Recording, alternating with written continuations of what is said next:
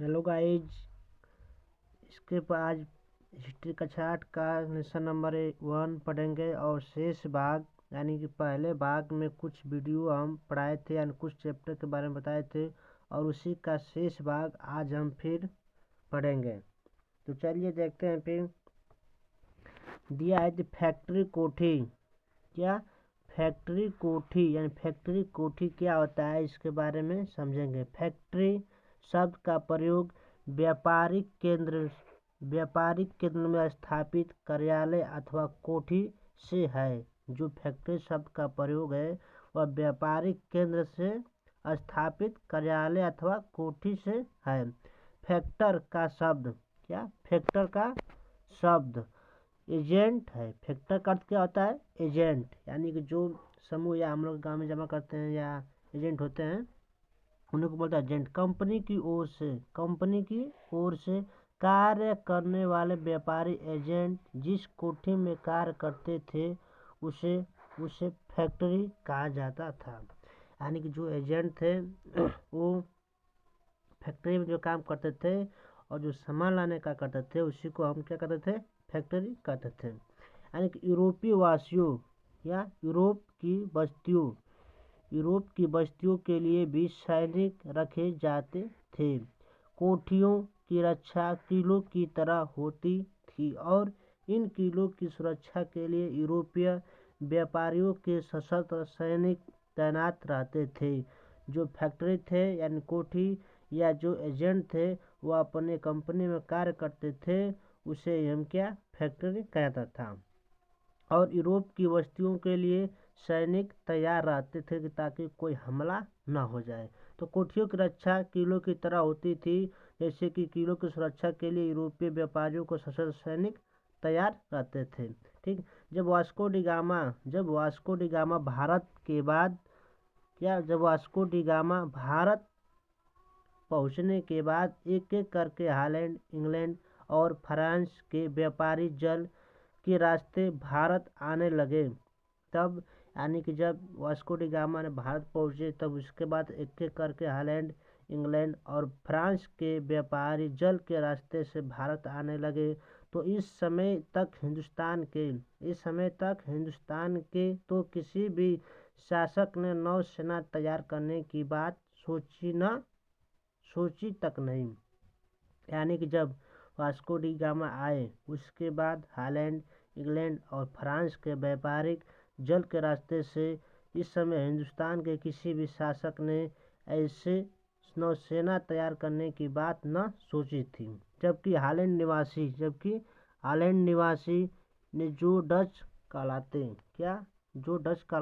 Holland के निवासियों ने जो डच कहलाते कालीकट कोचीन, नागापट्टन तथा तीन सूरा ने व्यापारिक केंद्र खोले। कौन खोलते? 3 सूरा ने व्यापारिक केंद्र खोले। फ्रांसीसियों ने मछलीपट्टन, पांडिचेरी, चंद्रनगर, माही स्थानों में अपने व्यापार के मुख्य केंद्र बनाए। जो मछलीपट्टन, पांडिचेरी और चंद्रनगर माही स्थानों को उन्होंने व्यापारिक अपना केंद्र बनाया।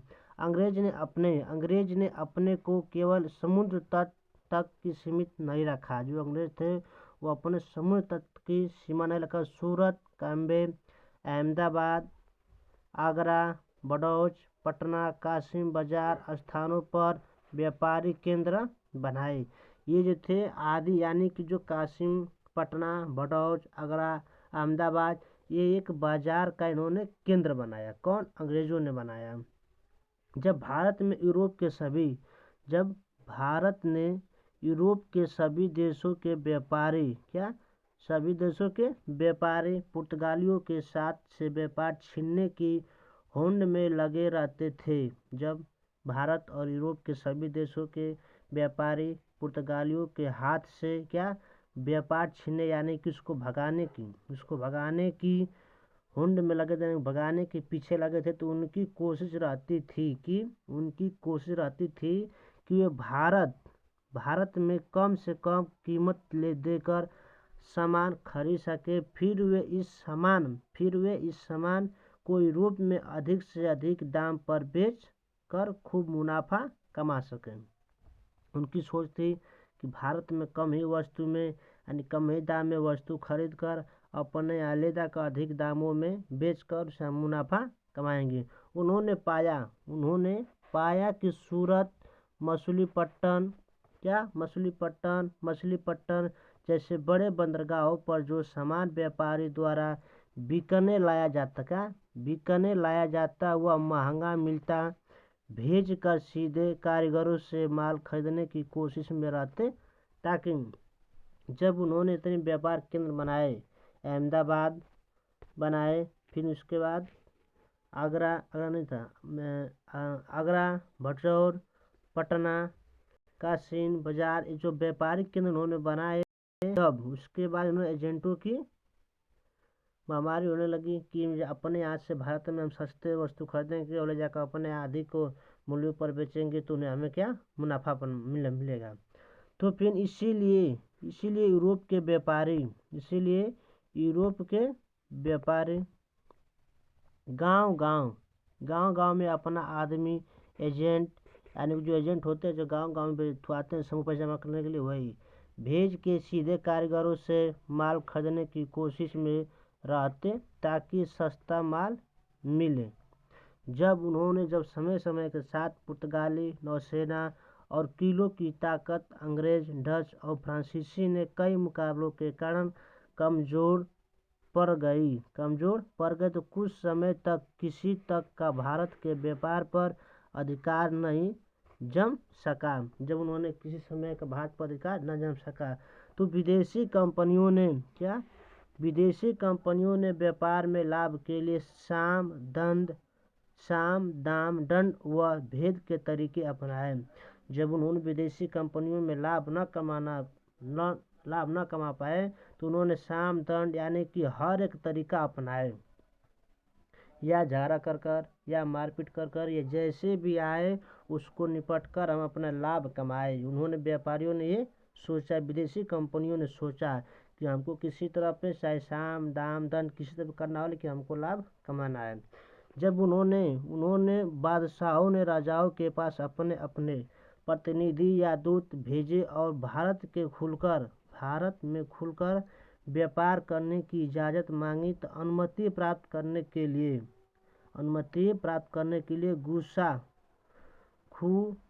खुशामद भी किया और फलस्वरूप राजाओं ने अधिकार पर फरमान जारी किए कि व्यापारी के दूतों ने कुछ करों को न देने की छूट मांगी। इसके पहले में उन्होंने बादशाह व राजाओं को नबी वस्तु भेंट की। मुगल बादशाह जागीर के दरबार में कैप्टन हॉकिंस 1608 में आने वाला प्रथम अंग्रेज राजदूत था। जो मुगल बादशाह और जागीर के दरबार में कैप्टन हॉकिंस के आने वाला प्रथम अंग्रेज राजदूत था। इसके बाद सर थॉमसन रो 1615 में जागीर के दरबार में आया। जब उसने मुगल जागीर के दरबार की शान शौकत देखी तो वह उससे बहुत प्रभावित हुआ।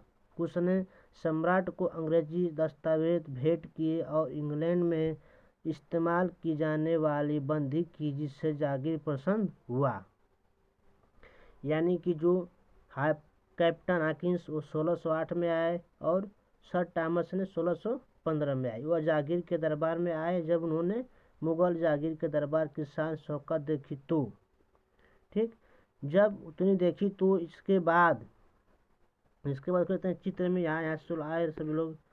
तो हमारी लग रहा है कि आज यहीं तक वीडियो समाप्त होगी। तो अगला दिया है कि उपरोक्त मानचित्र के आधार पर अंग्रेज, फ्रेंच, पुर्तगाली फैक्ट्रियों की सूची बनाइए।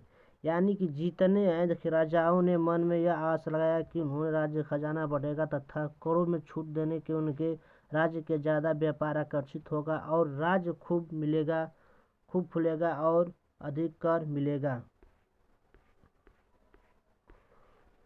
तो फिर हिंदुस्तान के राजाओं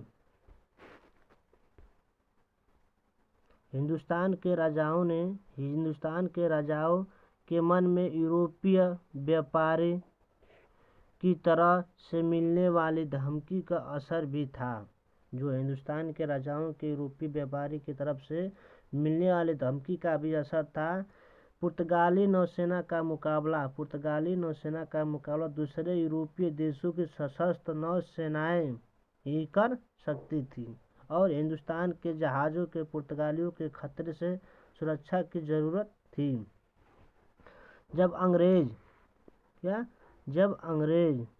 फ्रांसीसी और डच कहते तो व्यापार की छूट दोगो, तभी हिंदुस्तान जहाज़ों की सुरक्षा गारंटी, नहीं तो मौका मिलने पर उन्हें लूट डुबाया जाएगा। ठीक, तो इन नीतियों की स्थिति का फायदा उठाकर यूरोप के व्यापारियों ने हिंदुस्तान में व्यापार से खूब लाभ कमाया।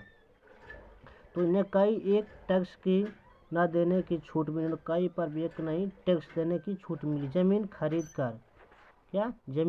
कर उन्होंने अपने गोदाम, घर, बंदरगाह और अपने किले भी बनाए। तो इतने थी मुख्य बातें चैप्टर नंबर 1 की। अब इसमें कुछ और भी जाने या कुछ मुख्य बिंदु और जाने। देखिए दिया है कि और भी जानिए, तो इसको भी देख लेते हैं कि यूरोपीय द्वारा मसालों का प्रयोग स्वाद के लिए ही नहीं बल्कि मांस को सड़ने से बचाने के लिए भी किया जाता था, जिसमें मांस कई महीनों तक सुरक्षित रह सके।